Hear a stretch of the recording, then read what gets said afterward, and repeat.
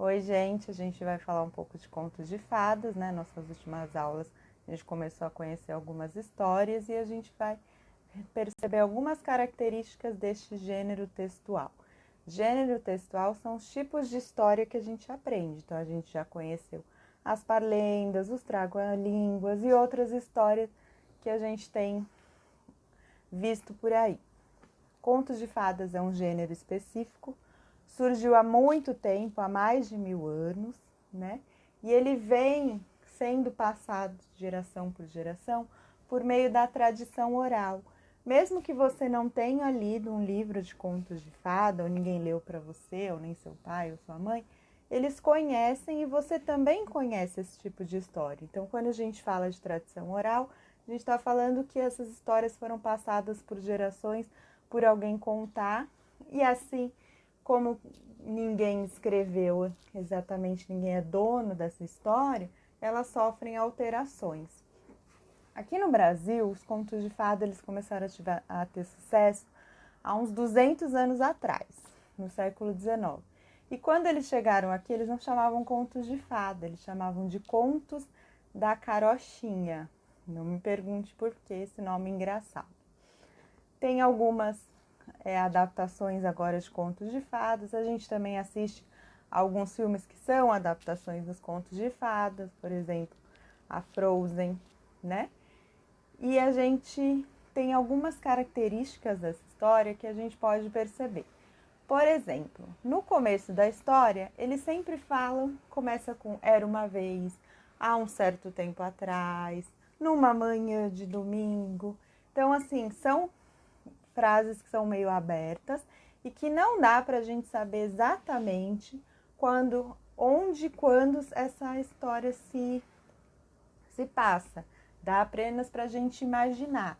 É legal que desde o começo da história a gente já começa a usar a imaginação. Também tem um enredo que é uma ficção, nunca um conto de fada é baseado numa história real. E aí esses personagens, que são inventados, né, porque inventou esse conto de fada, eles têm umas relações, né, nessa história que elas sempre giram em torno do bem e do mal. Então sempre tem um conflito para resolver, que o bem tem que vencer o mal. Para isso, tem alguns personagens que sempre aparecem em contos de fada. E esses personagens, eles são personagens de encantamento. Antes eu vou fazer um quiz com vocês e eu quero ver. Um quiz é um jogo de perguntas e eu quero ver se vocês conseguem tirar da memória de vocês alguma história sobre as perguntas que eu vou fazer, tá bom? Vocês conhecem alguma história que tem uma madrasta cruel? Vocês conhecem uma história que a casa é feita de doces? Vocês conhecem uma história que tem príncipe e princesa? Vocês conhecem uma história que a bruxa entrega uma maçã envenenada? Vocês conhecem uma história que tem feijões mágicos? Última pergunta. Vocês conhecem uma história que tenha lobo mau? Eu tenho certeza que a maioria das perguntas vocês conseguiram responder. Ou seja, vocês já conhecem bastante de contos de fadas, mesmo sem terem lido os livros, né? Sinal que a tradição oral continua ativa. Os contos de fadas, como eu estava dizendo, eles têm características. Além do era uma vez, há muito tempo atrás, eles têm uma forma de se desenvolver a história. E tem personagens que aparecem sempre. Por exemplo, dessas perguntas que eu citei e você pensou, você consegue identificar alguns personagens que sempre aparecem em contos de fadas. Sempre tem um personagem principal, que geralmente no título já fala o nome do personagem, por exemplo, Chapeuzinho Vermelho, A Bela e a Fera, Cinderela. Então, na história, no título, a gente já identifica quem é o personagem principal do conto de fadas. Existem personagens do bem e personagens do mal. Por exemplo, Os Três Porquinhos, quem é o personagem do mal? Na Chapeuzinho Vermelho, quem é o personagem do mal? Na Branca de Neve, quem é o personagem do mal? Apesar de não aparecer no título. Não dá pra gente identificar quando e onde se passa, porque, como eu falei, era muito vago, era uma vez. Pode ser muitos anos, muitos tempos, muitos lugares. E também, no final, eles costumam terminar com uma frase bem comum. Não sei se vocês já ouviram. E viveram felizes para sempre. Como eu disse, personagens de encantamento fazem parte dos contos de fada, até por isso que chama ou história de contamento ou contos de fada. O que são esses personagens de encantamento? São personagens que são seres mágicos, que voam, que fazem mágicas, que fazem poções, que têm aspectos que não são comuns às pessoas. E eles são muito importantes no desenvolvimento da história. A magia, ela está relacionada a situações que não tem na realidade, mas que no conto a gente espera. Por exemplo, na Cinderela aparece uma fada madrinha e transforma uma abóbora em carruagem. Então, a gente espera que coisas assim aconteçam nos contos de fada. Então, esses seres mágicos, eles são muito importantes e nem sempre eles são maus. Não é lógico a gente sair na rua e comprar um pão e encontrar uma fada madrinha ou um gênio da lâmpada ou uma bruxa voando por aí, não é verdade? Porém, no conto de fada, essa situação é esperada. Chegamos ao momento da nossa atividade diferente. Não sei se vocês perceberam, o cenário dessa videoaula é um castelo mal assombrado. E a gente vai fazer uma proposta de desenho desse ser mágico. Nós vamos desenhar uma bruxa. Eu vou te dizer o que você tem que fazer. Você vai fazer aí sozinho. Eu não sei como que vai dar esse resultado. E depois eu vou pedir para você mandar uma foto para mim de como ficou essa bruxa. Como no conto de fada, os seres são mágicos e a gente pode esperar eles de qualquer forma, então você vai imaginar esse ser mágico. Eu só vou te ajudar um pouquinho, tá bom? Uma folha de papel, um lápis de desenhar por enquanto.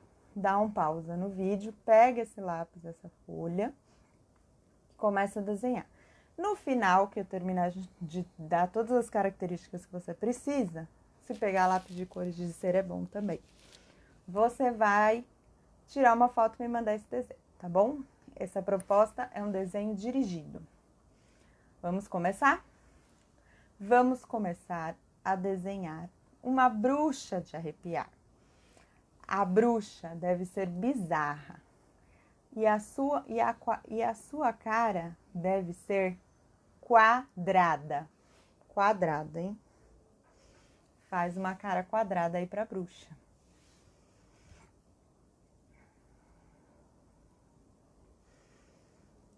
Comprido e vermelho deve ser o seu cabelo, sempre embaraçado como se fosse um novelo. Pode fazer o cabelo aí da bruxa, comprido, vermelho e embaraçado.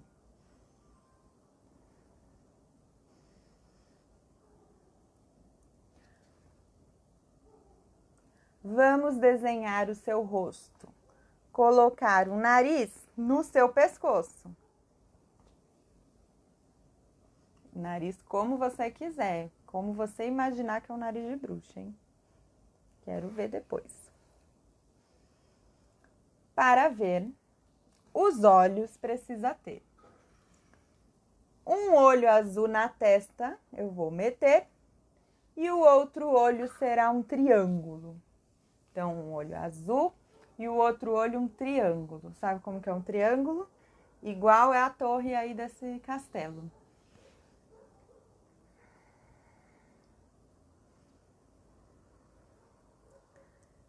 E a verruga da bruxa, que você vai escolher aonde você quiser colocar.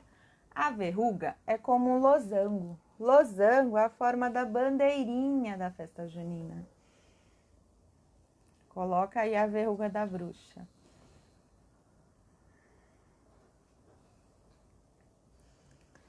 A boca, tão pequenina e redonda como a lua.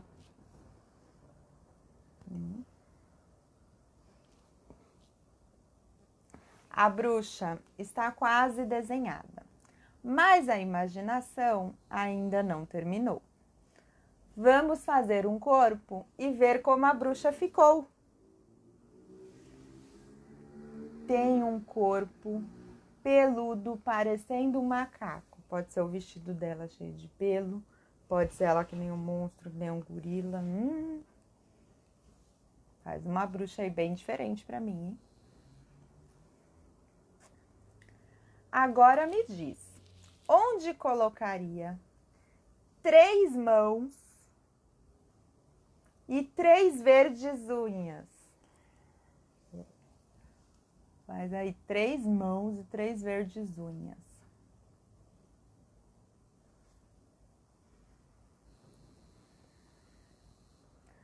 Para terminar, vamos desenhar 2 bonés, um em cada um dos seus pés.